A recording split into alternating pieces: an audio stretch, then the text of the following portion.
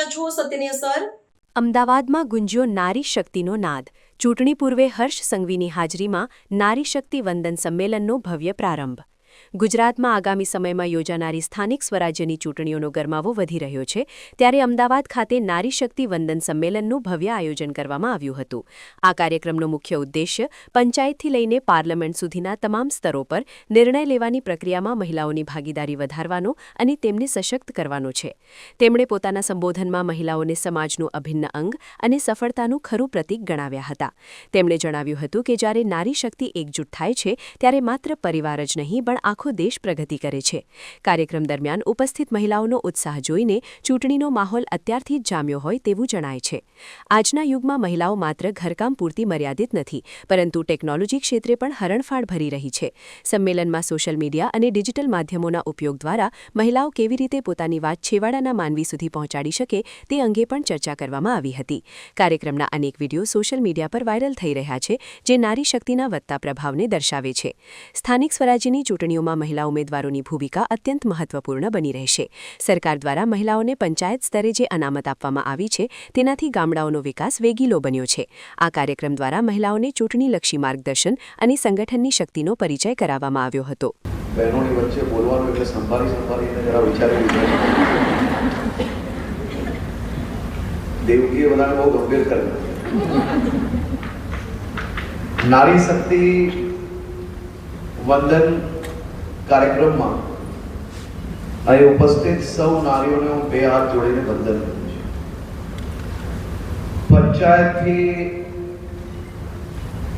સંસદ સુધીની સફળ યાત્રા માટે દેશની સૌ બહેનોને હું આજે શુભકામનાઓ આપવા આવ્યો છું। નારી શક્તિ વંદન કાર્યક્રમ અને એવી અમદાવાદની ધરતી પર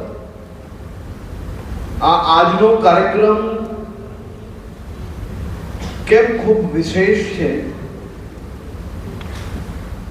આજે બી અમદાવાદ હોય, સુરત હોય, વડોદરા હોય, રાજકોટ હોય, જામનગર હોય, ભાવનગર હોય, આ બધા જ ક્ષેત્રમાં જેટલા પુરુષ કોર્પોરેટર છે એટલા જ મહિલા કોર્પોરેટર છે, એટલે કે ઇક્વલ રિપ્રેઝેન્ટેટિવ મહિલાઓ અને પુરુષોનું છે।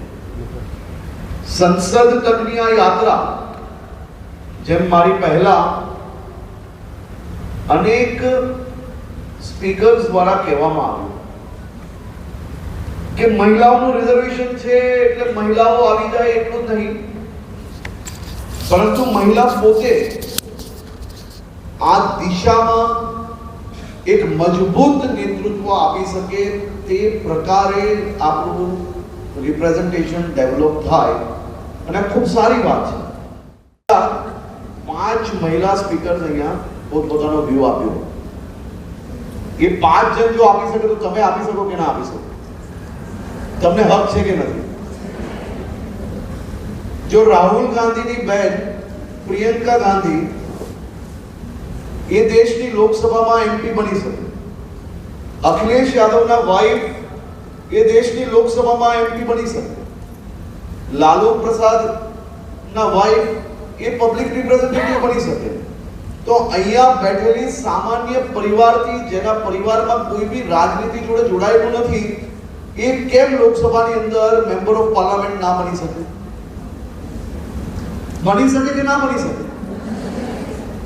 તો આ મજબૂતાઈથી 33% મહિલા રિપ્રેઝેન્ટેટિવ, એ હું સ્પષ્ટપણે એવું માનું છું કે આજના દિવસે કદાચ સામાન્ય રીતે આજના લેવાયેલો નિર્ણય આજે જ તમને ફાયદો નહીં આપશે, પણ આપણી આવનારી જનરેશન માટે એક ખૂબ મોટો સ્કોપ, એક ખૂબ મોટું એવું કહી શકાય કે વેલકમ ગેટ તરીકે એને આપણે ભવિષ્યની અંદર જરૂરથી આપણે એને પ્રાપ્ત કરી શકીશું। મારું એવું માનવું છે કે બધા જ લોકો બહુ ખુલીને, ખૂબ સાચા મનથી પોતપોતાના વ્યૂ આપવા જોઈએ। એક તરફ આપણે એવું માનીએ છીએ કે રિપ્રેઝન્ટેશન હોવું જોઈએ, અને એક તરફ આપણે એવું માનીએ કે ખુલીને આપણે વ્યૂ ના આપીએ। ખુલીને વ્યૂ નહીં આપશો તો આ પ્રકારના મહિલાઓના રિપ્રેઝન્ટેશનને વિરોધ કરવા વાળા લોકોને વધુ મોટો અવસર પ્રાપ્ત થશે, અને આ પ્રકારના મહિલાઓના રિપ્રેઝન્ટેશનને વિરોધ કરવા વાળા લોકોને વધુ મોટો અવસર પ્રાપ્ત થશે। જ્યાર તક તમે સાચી વાતની અંદર તમારો અવાજ ઉપર નહીં કરશો, જ્યાર તક તમે તમારી સાચી હકીકત, નવી ઓપોર્ચ્યુનિટીઝ આવનારા દિવસોમાં આવશે. અને આનાથી કોઈ બી પુરુષે દુઃખી થવાની જરૂર નથી. ઘણા લોકોના ચહેરા હું જોઉં છું કે આમ સ્ટ્રેસમાં આવી ગયા. કારણ કે હું એવું માનું છું જેની કાબિલિયત હશે ગમે ત્યાંથી અવસર એને મળવાનો જ છે. એટલે 33%માં તમે તમારું કંઈ ખોવાઈ નથી જવાનું, પણ 33%માં જેનો સાચો હક છે એને હક મળવા જઈ રહ્યો છે. તો આપણે બી આ ઉત્સાહમાં અનેરો ઉત્સાહ છે અને આ ઉત્સાહને ઉમંગની અંદર આપણે સાથે જોડાઈએ. આપણે દુઃખી થવાની જરૂર નથી જરાય. અમારા બધા રિપોર્ટર ભાઈઓના ચહેરા ઉપર હવે ખુશી આવી. સાચી વાત છે ને? તમને લાગે છે કે આ બધા દુઃખી થઈ જશે?